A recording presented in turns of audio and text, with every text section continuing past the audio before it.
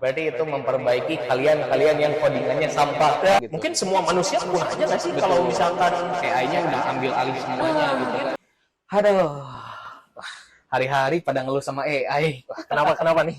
Ya, jadi kayak banyak banget orang-orang yang masih bingung dan mungkin bahkan ketakutan gitu ya, kayak Iya. takut diganti sama AI gitu kan. Kayak menurut Afif sendiri, industri 5.0 ini, revolusi industri 5.0 atau revolusi AI ini seberpengaruh apa sih ke seorang programmer? Iya, sebenarnya sih mungkin ya pasti gitu ya. Awalnya pun sama gitu, menganggapnya bahwa ya bisa saja tergantikan. Betul. Gitu. Tapi setelah menjalani gitu ya, apalagi kita yang kerja di industri, kayaknya nggak semenakutkan itu deh gitu. Nggak, ya. iya, malah Nggak gitu ya. Ya sebenarnya gini ya, justru dengan adanya AI gitu ya, kalau menurutku pribadi itu jauh lebih membantu gitu. membantu, benar. Membantu banget buat kita gitu ya, front end dan juga back end mungkin gitu ya. Pokoknya yang ngoding itu justru kebantu banget gitu ya. Betul. Ya salah satunya gitu ya untuk mempersingkat workflow gitu ya, alur kerja kita yang tadinya misalkan gitu kita mengerjakan sesuatu yang repetitif gitu, misalkan bikin codingan 1000 baris lah gitu ya. Nah sebetulnya dengan AI gitu kita bisa aja dapetin suggestion tertentu gitu ya, ada AI yang langsung bisa ngasih suggestion kan di dalam kode editornya gitu ya. Nah itu akan mempermudah kita, mempercepat kita juga gitu ya. Mungkin tadinya ngodingnya 1000 baris bisa jadi lebih Lebih singkat. singkat gitu. Iya. Berarti itu memperbaiki kalian yang codingannya sampah. Nggak, maksudku sampah di sini klarifikasi dulu dikit ya. Karena mungkin kita tuh ngoding ada yang belajarnya nggak terstruktur gitu ya. Barbar. Nah, benar. Nah, itu tuh kalau di industri bakal dimarahin senior malah ya, kayak ngoding kayak gitu.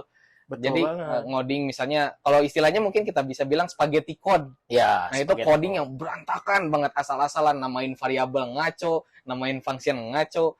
Pakai AI ini malah bisa ngebantu buat kita belajar lebih baik ya. Bener banget gitu ya. Jadi justru gini, ketika kita enaknya pakai AI gitu ya, di-generate dalam bentuk codingan yang optimal. Betul. Gitu. Nah, kita juga nanti sewaktu-waktu misalkan nggak pakai AI, kita tahu, oh codingan yang optimal itu seperti apa. Gitu. Jadi jangan 100% mengandalkan juga ya. Iya. Tapi kita belajar biar kita tahu yang benar tuh kayak gimana sih gitu ya. Kayak misalnya namain function atau namain variabel itu kan ada aturannya tuh. Gitu nah, ya. kalau misalnya orang-orang yang namain variabel masih Seenaknya. X sama dengan 7. X nih apa gitu ya.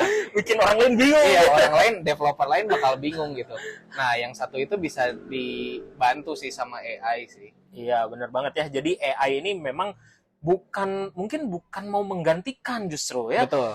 Fungsi dia adalah untuk membantu. Nah, makanya kan kalau kita perhatikan gitu ya, sama produk-produk AI yang sekarang bantuin programmer, salah satunya adalah GitHub Copilot. Copilot gitu namanya. Namanya aja Copilot gitu ya, bukan pilot. Kebayang kalau misalkan AI jadi pilotnya. Wah, Nah, kacau. mungkin baru tuh si programmer punah. Bahkan bukan programmer aja nggak sih? Banyak yang lain juga yang kena gitu. Mungkin semua manusia punah aja nggak sih? Betul. Kalau misalkan AI-nya udah ambil alih semuanya gitu kan. ya kan, ngapain lagi ada manusia gitu kan? Sebenarnya tren AI ini tuh udah agak lama nggak sih? Iya. Karena kayak chatbot yang gitu-gitu kan dia udah lama menggantikan banget. admin gitu. Tapi kalau menggantikan programmer tuh kayaknya enggak deh. Soalnya programmer kerjanya nggak repetitif amat gitu kan. Betul banget.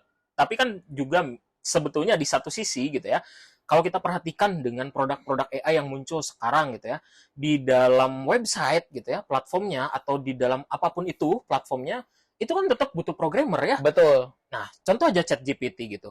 ChatGPT itu kan depannya butuh front end. Iya, ada webnya gitu. Ada webnya, ada tampilannya yang bisa diakses user. Itu yang bikin front end. Nah, belakangnya ada back end-nya. Ada back end-nya gitu kan. Sekarang yang mau pakai AI-nya si OpenAI ini pakai API. Yang bikin API siapa? Bukan back end developer. Nah, bukan AI juga yang bikin API. Betul. Kayaknya kalau AI untuk sampai bikin API, bahkan integrasi antar aplikasi pakai AI, pakai API masih belum bisa lah ya. Iya, belum bisa. Masih belum sejenius itu kali ya.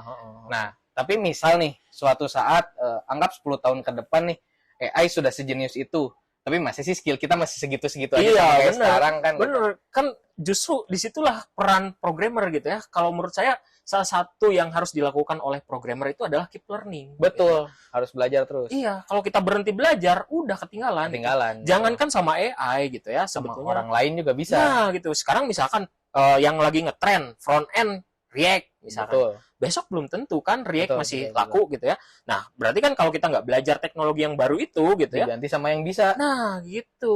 Sebenarnya Benar, sih benar. bukan Setuju. sama AI-nya, sama orang lain yang juga mungkin bisa pakai AI justru. Nah, iya. Gitu Jadi ya. kalau teman-teman masih belum pakai AI, kayaknya ketinggalan banget ya sekarang. Iya, heeh. Bakal keganti sama programmer yang bisa pakai AI, Nah, bukan keganti itu. sama AI-nya langsung untuk Iya. sekarang gitu. Justru daripada kita takut sama AI, mending kita belajar gimana caranya.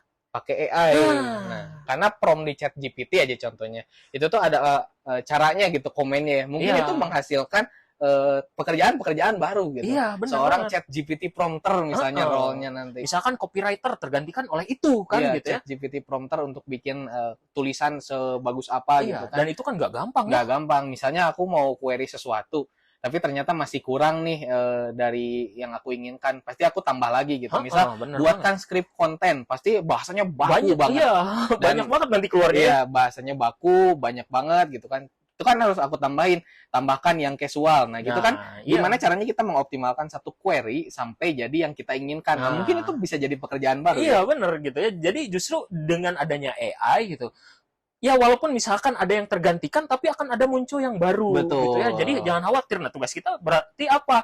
Adalah beradaptasi gitu ya. Betul. Gimana caranya kita bisa supaya menyesuaikan sama kebutuhan si AI ini gitu Mati ya. satu, tumbuh 1000. Nah, itu ya kan. Iya, benar, setuju banget sih. Nah, mungkin teman-teman yang takut sama AI ini justru harus tetap belajar coding aja gitu ya. Iya, benar Karena banget. misal nih nggak kepake nih, tahun depan JavaScript udah nggak kepake, nggak ada ruginya juga kan belajar Iya, ya. heeh, gitu. Misal kita jadi jago di JavaScript, ketika kita pindah ke bahasa yang lain, yang baru, nggak Iya, akan terlalu repot. Betul Karena banget. coding itu kurang lebih sama kan. iya. Cuma bedanya di penulisannya aja. Ya, nah terus juga ada nih ya atasan misalkan gitu ya, dia bilang bahwa kayaknya nggak perlu hire programmer lagi deh, AI udah bisa melakukan atau bikin aplikasi gitu ya.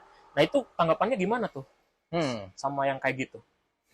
Berarti kalau misalnya dia pakai ChatGPT misalnya untuk bikin profile dia misalnya, buatkan saya website profile gitu, Heeh. dibikin aja. Setelah jadi, misalnya perusahaannya pengen ganti logo, Iya, gimana nih caranya?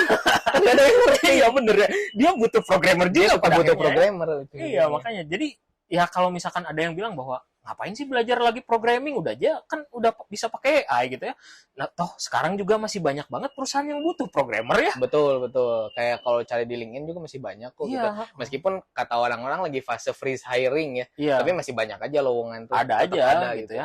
Apalagi yang mulai masuk ke level middle to Middle ke senior atas, ya, betul. itu banyak banget yang butuh. Dan middle to senior tuh mungkin banyak orang yang beranggapan salah karena middle ke senior mah butuhnya pengalaman waktu sekian gitu. Padahal mah kadang enggak. skill-skillnya justru. Iya, skillnya justru yang dilihat itu gitu Iya, ya. betul. Apakah walaupun misalkan dia kerja baru 1 tahun, 2 tahun, kalau skillnya udah masuk ke level senior ya, Bisa jadi senior. nah itu. Iya, betul. Jadi mungkin yang harus dilakukan saat freeze hiring gini buat teman-teman informatika adalah atau teman-teman programmer adalah tetap belajar gitu ya. Iya, betul banget. Dan juga jangan sampai ketakutan-ketakutan kayak gitu lah ya. Ya kalau menurut saya sih yang ngapain takut juga gitu ya, hadapi aja gitu ya. Betul. Segala sesuatu juga ya dari dulu sebetulnya ya, kayak PHP takut digantikan bahasa lain. Sebenarnya masih banyak yang pakai PHP ya sampai Di sekarang. Indonesia masih banyak yang pakai Laravel. Iya, makanya gitu. Jadi ngapain takut? Kalau yang merasa takut ya belajar gitu ya. Diri Upgrade gitu loh. Betul. Biar nggak insecure lagi Betul. gitu ya.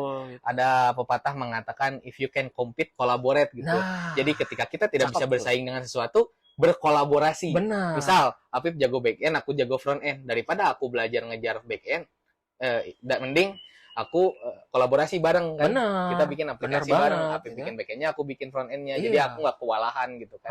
Bener banget gitu ya. Oke, menarik banget nih bahasan kita hari ini. Tapi mungkin kita bakal bahas hal lain yang dikomen sama teman-teman di video berikutnya. Jadi jangan lupa komen ya. See you.